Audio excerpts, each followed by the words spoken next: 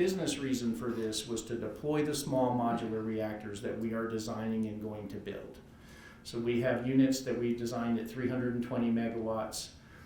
If you do a nuclear siting, it takes about 3 years of environmental studies before you can even break ground. Because there is an existing nuclear plant here, we already have all of that data. So we can skip, in effect, 2 to 2.5 years of licensing process and go straight to build. Still got to get financing. There's still expensive plants to build. But generally, that makes it where the real effort now is the manufacturing and the construction.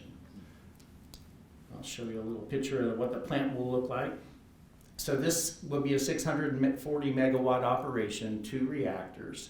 It will sit on 25 acres. And I talked to some of my buddies in other power generation. An average coal plant of a similar size takes about 4,000 to 7,000 acres. So we're talking about 25. A bunch of safety features that go into these plants, and people ask me, what's the difference between a small modular reactor and a big reactor other than the power output? Generally, they're simpler. And I would tell you the AP1000, which I was heavily involved in being built in Vogtle, has about 105 safety systems that do all the things my colleague was talking about.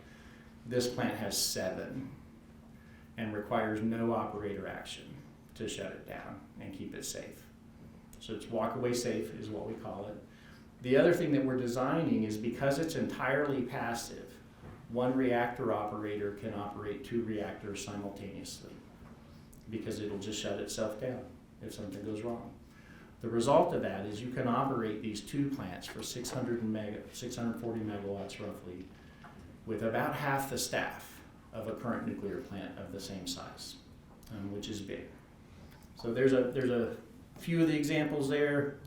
Here's a bunch of fancy stuff. We recently signed an agreement with Hyundai Engineering Corporation, which is the constructor of the Baraka plants, which are in Saudi, the four reactors which were built on schedule, under cost.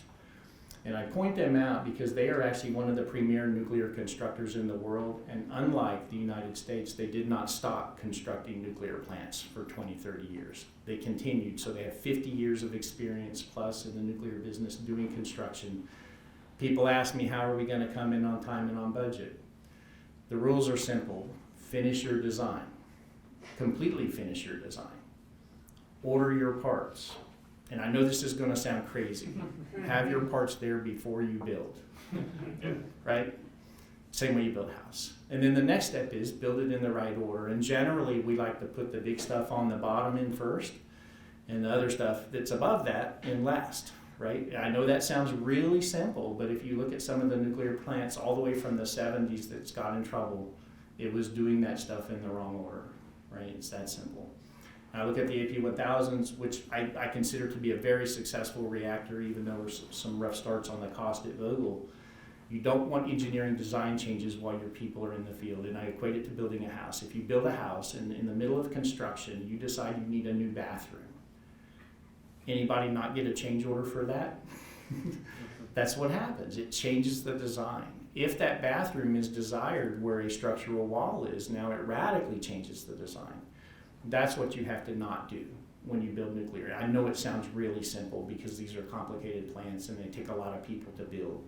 But if you just follow those steps and you don't get into a schedule crunch and you have fewer people rather than more people and you order your parts before you get them. Now in our case we have a particular advantage that we're going to manufacture the components. So the reactor vessels for this plant will be manufactured in Camden, New Jersey in our Holtec facility. And I know we have a lot of discussions with Michigan about putting a factory here as well. It will also have steam generators that will be manufactured in the United States. They will be the first steam generators manufactured in the United States in at least 2, if not 3 decades. It'll have main coolant pumps, which we'll just buy. The piping we will manufacture in the United States. And it's that simple. And then the entire structure, including the structure, the beam, the concrete containment structures, the reactor buildings, will actually be manufactured in the factory and sent to a site and assembled. So that's my low-tech presentation for the day. With that, I'll turn it back to Justin.